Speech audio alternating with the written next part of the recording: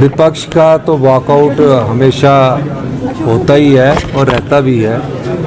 मैंने सोचा था कि मेरे भाषण की जो अंतिम पंक्तियां सुनकर जाएंगे तब वॉकआउट करेंगे। मैंने काफ़ी उनके लिए जो उनके सवाल किए थे उनके लिए उत्तर तैयार करके रखे थे, लेकिन उनको पहली बात पर गुस्सा आ गया जिसमें हमने कहा कि आपदा प्रभावित परिवारों के लिए आप विधानसभा का सत्र बुलाते रहे, और जब विधानसभा का सत्र बुलाया तो आपदा प्रभावित परिवारों के साथ आप खड़े नहीं हुए, वोट नहीं डाला, वॉकआउट किया, तो उसमें आपने ये क्या किस प्रकार की सहायता आपदा प्रभावित परिवारों के लिए की गई है। दूसरा, एक साल रिन्यू कर सकते थे, दूसरे साल रिन्यू कर सकते थे, क्योंकि किसी बिजनेस को एस्टेब्लिश करने के लिए पहले उसका बेस प्राइस को खोजना होता है। अब हमें बेस प्राइस मिल गया। अब हमें ये देखना है कि जब उन्होंने इस पर भाग लेते हैं, मन मुटाव भी होता है, वाद विवाद भी होता है, संवाद भी होता है, लेकिन तर्क के हिसाब से चर्चा हो तो अच्छा लगता है। और हम चाहते हैं कि विपक्ष ठीक है, वॉकआउट से मीडिया, सोशल मीडिया वॉकआउट के द्वारा अपना ध्यान आकर्षित करते हैं, तो आज हमने चर्चा का जवाब देकर समाज के सभी वर्ग, कोई ऐसा वर्ग नहीं होगा, किसी न किसी सहायता से हमने उसकी मदद की है। हमारे संसाधन बहुत कम है, आर्थिक आर्थिक बदहाली के दौर से हम गुजर रहे हैं, और निश्चित तौर पर मैं कह सकता हूं कि आने वाले समय में जब हम फैसले लेंगे तो आत्मनिर्भर हिमाचल की ओर हम बढ़ेंगे। सर, डॉक्टर से आपने अपील की है जो पेन डाउन स्ट्राइक पर है?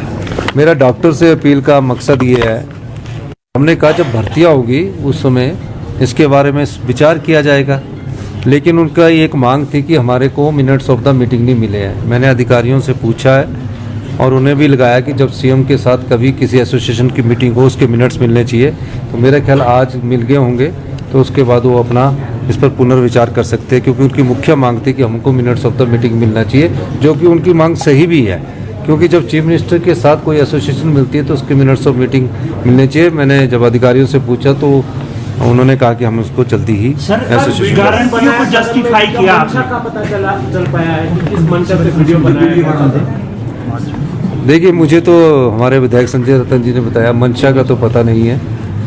कई बार ऐसा होता कि कोई सोचता कि अच्छा बात है, अपने वीडियो बना दिए कई बार, पर ये विधानसभा की गरिमा होती है, उन्हें जानकारी नहीं होगी कि विधानसभा के सभागार में बैठकर कोई भी अधिकारी वीडियो नहीं बना सकता है। कई बार अनजाने में भी गलती हो जाती है, लेकिन वो मंशा और किस और बनाया था, क्योंकि आप भी इतने सालों से पत्रकार है, इस प्रकार का वीडियो आप भी नहीं बना सकते हैं जो विधानसभा सदन की गरिमा के खिलाफ। आपने गारंटियों को जस्टिफाई किया है, गारंटी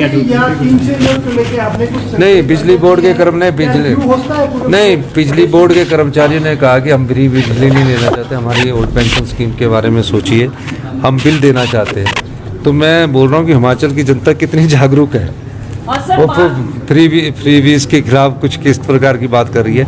हमने काफ़ी गारंटियाँ पूरी कर दी है। देखो, जिसमें प्रदेश का हित होगा, जिसमें प्रदेश आत्मनिर्भर बनेगा, जिसमें 2032 तक प्रदेश समृद्धशाली और अमीर राज्य बनेगा, जिसमें किसान की आय बढ़ेगी, जिसमें महिलाओं को सम्मान मिलेगा, युवाओं को रोजगार मिलेगा, उस दृष्टिकोण से हम बात करेंगे। गारंटियाँ मैंने इसलिए बताई कि इन गारंटियों को हमने पूरा कर लिया है, और जहाँ 300 यूनिट किसी गरीब परिवार या किसी को लेने की जरूरत होगी, वो जब हम इसको लागू करेंगे उस समय विचार